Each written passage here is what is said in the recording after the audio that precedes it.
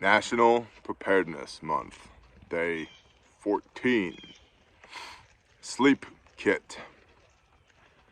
It's that time of year, or at least it is here. The weather's changing, which is wonderful.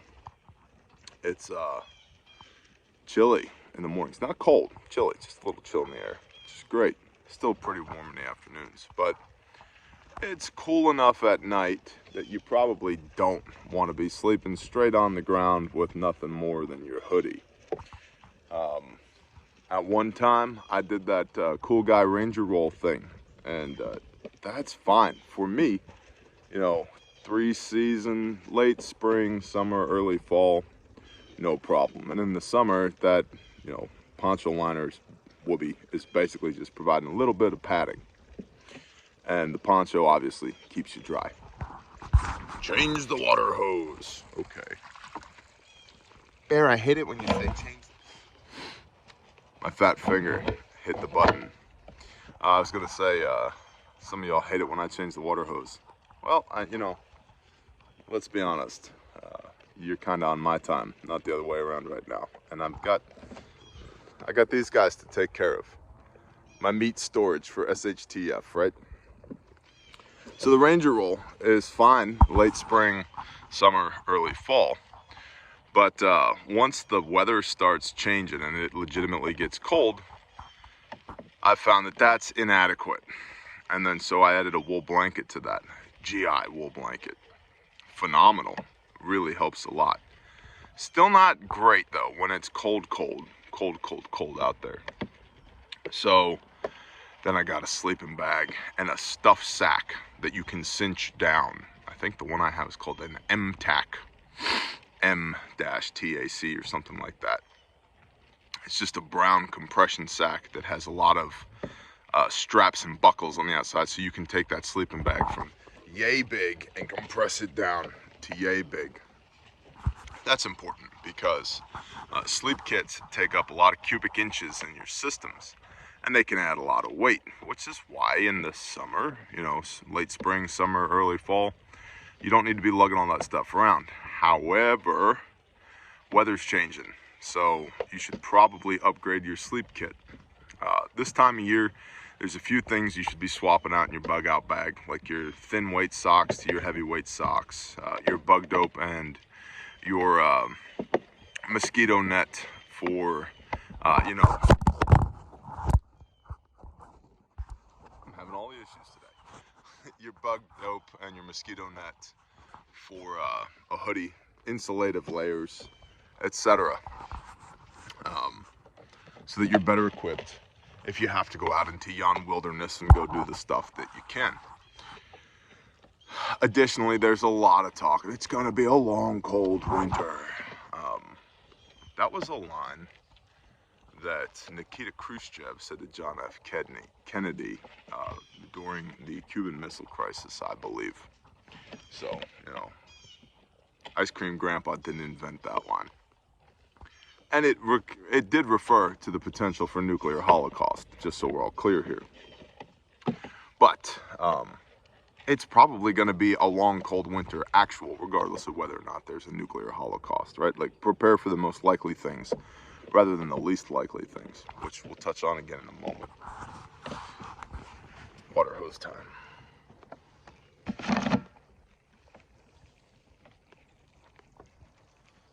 BT dubs.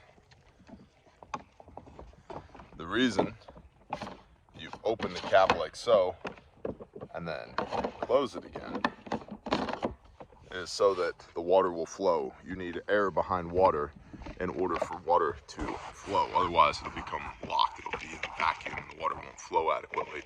That's why you have standpipes, vents on all the drain pipes, probably PVC, in your house to get air behind the water so the water will flow.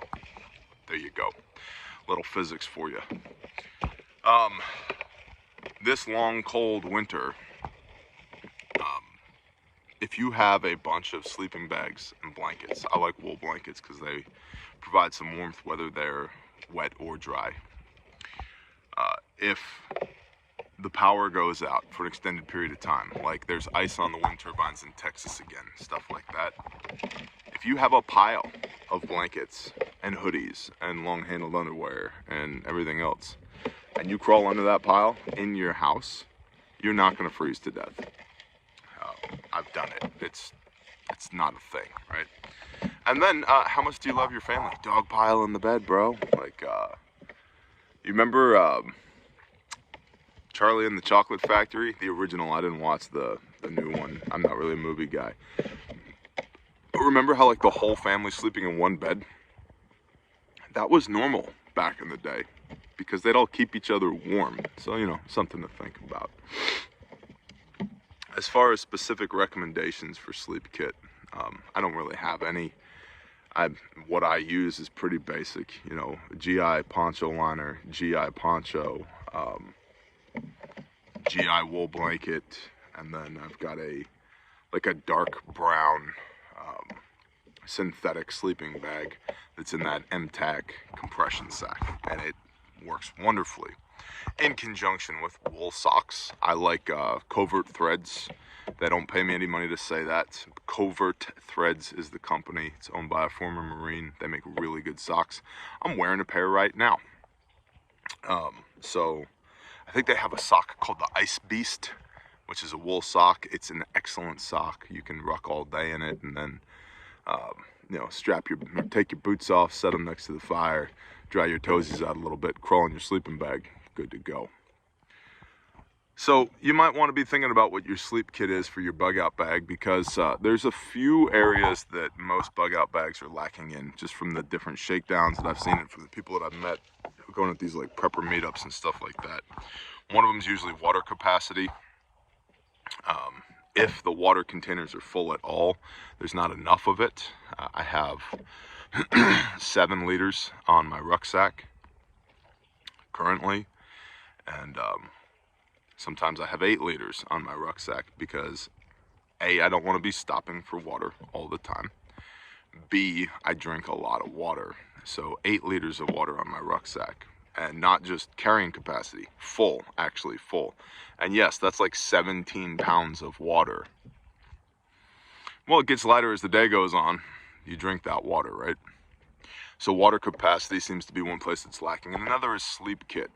If people have given any thought to it at all, it's usually one of those like SOL bivy sacks, which aren't terrible. You know, if it's really cold, you can put that Mylar blanket or that bivy sack in between your poncho liner, your whoopee, and your poncho, and roll up in that, and that'll help a lot. But they're also not breathable, and so you can get pretty damp in there as well. It's something you gotta watch for. But sleep kit is usually pretty lacking in people's bug out bag systems as well. So you might want to just take a look at that. It's that time of year, right? And I guess lastly, practicality. Somebody made the comment, Alexis, I think it was you, Alexis. Bear, you talk about you're all about practical, right? And then just last night I was talking about this chest rig, this one, on the video I did last night. And they're like, so you're saying you don't have a need for armor, yet you're out here feeding your sheep every day, you know, with 4 40-round magazines and pistol magazines and a full-blown blowout kit and a knife and a radio and, you know. Look over my shoulder. What's that? What's that? That's the muzzle of a rifle. Why? Is that really your specific threat level out here in the hayfield? It's not. But a couple of takeaways here. The first is the reason I have the rifle, as discussed previously. I've shot a lot of things in this field. Feral dogs, coyotes, feral hogs, deer in season. Hell, occasionally these sheep when I feel like eating one. So there's a lot of things that get killed. Dozens of things have been killed in this field. The vast majority of which have been with this rifle that's on my back. As my brother Saw says, America's rifle, nothing special.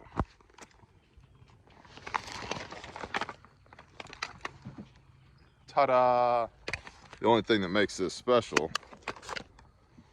is that 55 grain Hornady ballistic tips. That is what makes this, hold on, 2 hands. There we go. That is what makes this special, is that round. Those ballistic tips they're hell on a soft target. So there's lots of things that get killed in this field. The second is, there's other times that I wear this chest rig where the specific threat level is considerably higher. And I don't want to have to think about, where are my mags? Where is my knife? Where's my push to talk for my radio? Where's my flashlight? Do I have gloves with me? Where's my blowout kit? Automaticity. Use your stuff.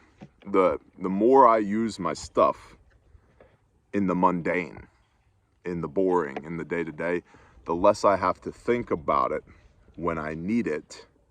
And I have needed it when I need it, when things are a little squirrely, a little hairy.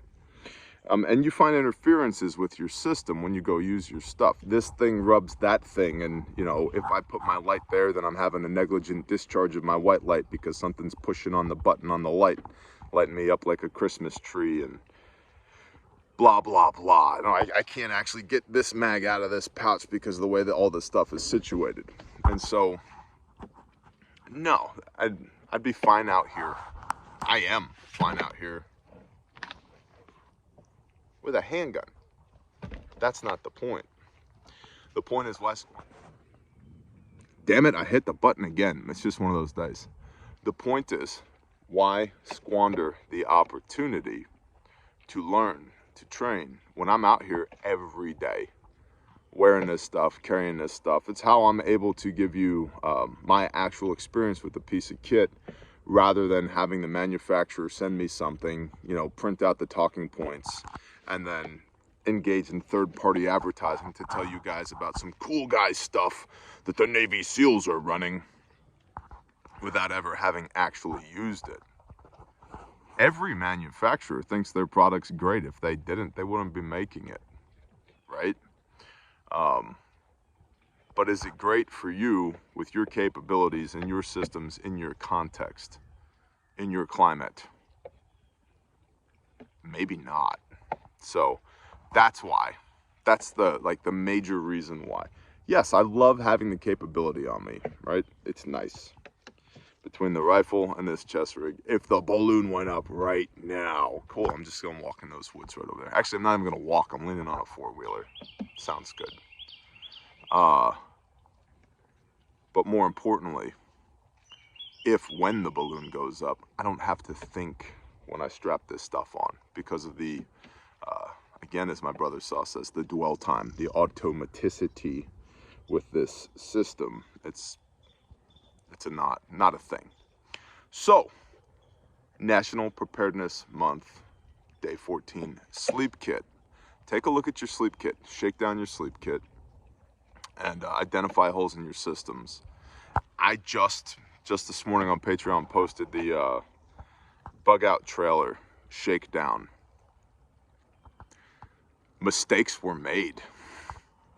I'll just leave it at that. And it was a feature-length video, like an hour long, showing you going through everything, every bin, every box, everything that's on the bug out trailer, and all the mistakes that were made and how we're going to resolve to do better next time. Because that's what happens when you use your stuff, right? So that's why this chest rig is on. Use your stuff. That's why you need to police your sleep kit. Go use it. Go sleep in it, and recognize the strong side, strong points, the weak points of that system. And then stuff like, how do you attach it to your rucksack?